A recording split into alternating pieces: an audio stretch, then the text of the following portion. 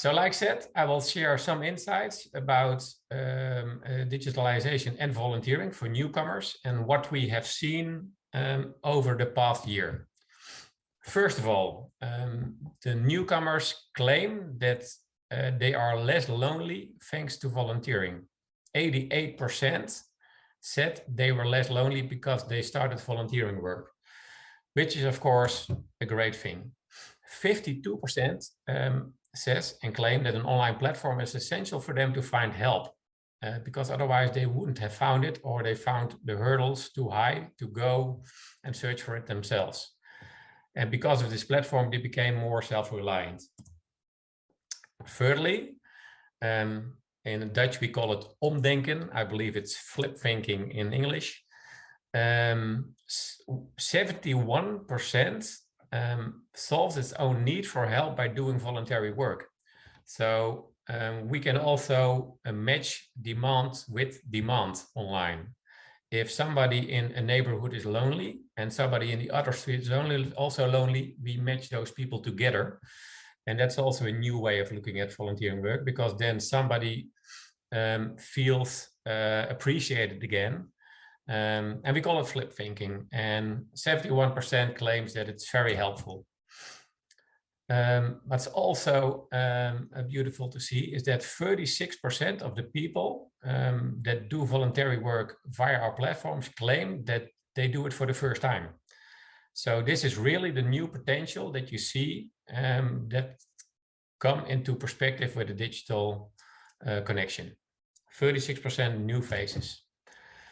Oh, sorry, it should be another title, because 29% say they do more voluntary work because they are triggered online. And the last one, social cohesion, 62% is volunteering because they want to meet new people. So this is the most important trigger for people signing up on an online platform to do volunteering. What we've been trying to do is make sure that volunteer involving organizations can offer that opportunity to move from the formal, where they had been involved for the last number of years, to look at informal volunteering, episodic volunteering, those different types of volunteering as a route to volunteering within those organizations.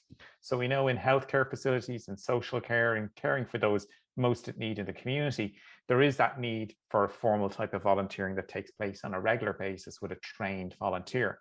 But what we saw during the pandemic was that a lot of those volunteers, the volunteering stopped, either because of public health guidelines, because the organizations were closed, because they couldn't access them. That a lot of those people that were involved in formal volunteering switched and moved over to informal volunteering. So a group of people coming together in their local community to see if there was a way that they could help. And that was quite successful, although there is a few limitations, and we'll talk about some of those as we go through the session. So as I say, we've shifted from that formal model. It still forms a really big part of what the type of volunteering that goes on in Ireland. On the World Giving Index, we were number 5 in the world. We've slipped down to number 21 because of the lack of volunteering during 2021 and 2020. So we're still very high up there in terms of the numbers of people that volunteer.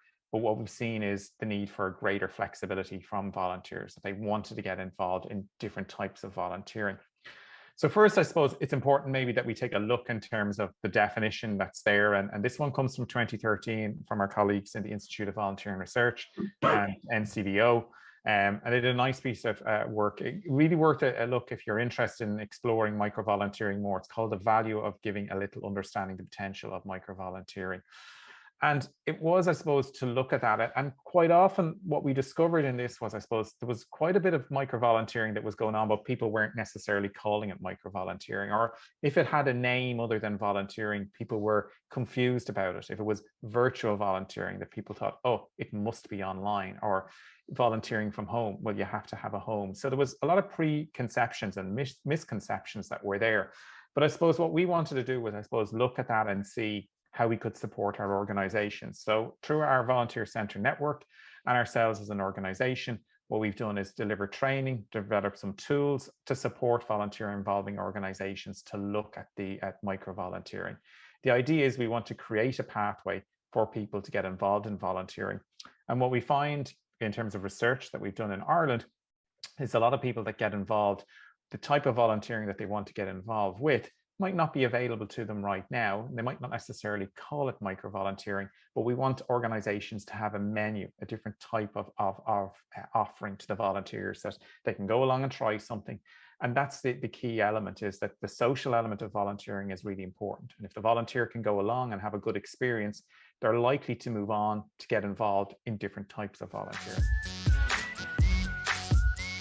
We propose that we need a more fine-grained, differentiated understanding of volunteering and study volunteering in really different fields and different organizations, and have this more fine-grained picture. Then we have to look at the inequalities along the whole process model of volunteering. So it's not only this kind of predicting who will volunteer, but also how do people experience volunteering, and what kind of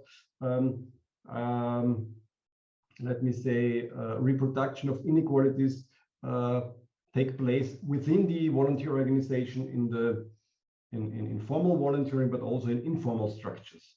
And what are the consequences, not only on the positive side, but also on the negative externalities of volunteering. And then we need more research on the causality, because we need more longitudinal studies or also quasi-experimental settings where we can disentangle this kind of reproduction of inequality, how volunteering is reproducing, reinforcing, mitigating, or also reducing negative effects of inequality.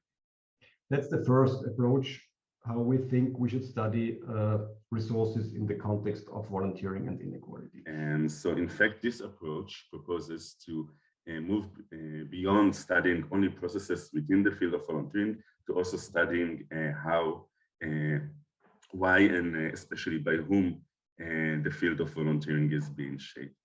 Why is it important to inequality in volunteering?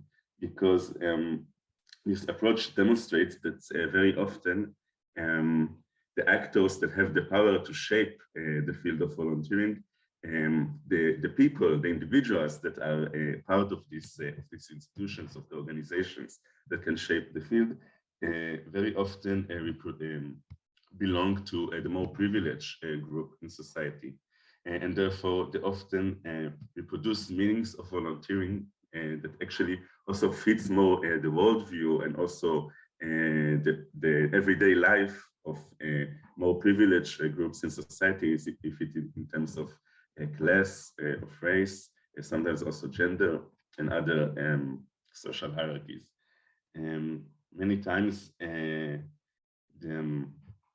more dominant groups are actually reproducing the privileged status, and more tend to govern unprivileged groups, or to define for the underprivileged groups what is volunteering and what is considered as good volunteering, as useful volunteering, and so on.